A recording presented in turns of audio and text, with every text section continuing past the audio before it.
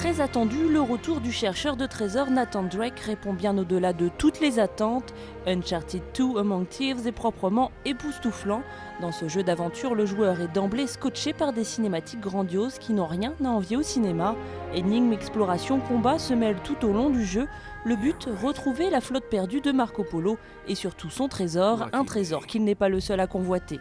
Les graphismes et la richesse des actions possibles font de ce jeu, de l'avis des spécialistes, le plus beau sorti à ce jour sur PS3.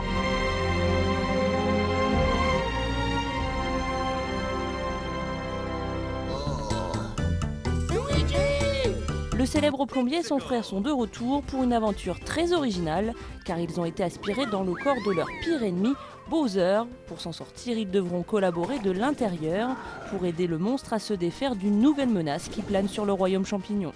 Mélange jeu de plateforme et jeu de rôle, Mario et Luigi voyagent au centre de Bowser, offrent de longues heures de jeu sur DS, dans un univers graphique et sonore très réussi.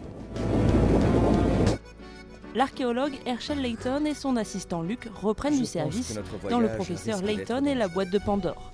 L'intrigue se concentre cette fois sur un étrange coffret qui provoquerait la mort de ceux qui tentent de l'ouvrir.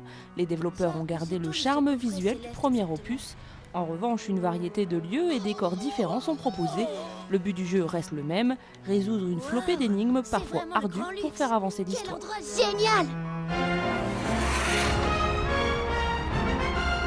Les Jeux Olympiques de Vancouver approchent, mais Mario, Sonic et tous leurs amis se disputent déjà les titres de champion de descente, patinage ou encore saut à ski. Sega propose en tout 27 épreuves réparties dans 9 disciplines. Armés de votre Wiimote, de votre Nunchuk et même parfois de votre balance board, vous n'avez qu'à suivre des instructions assez simples pour vous éclater entre amis, car le mode solo, lui, n'a pas grand intérêt, tout comme les mini-jeux proposés.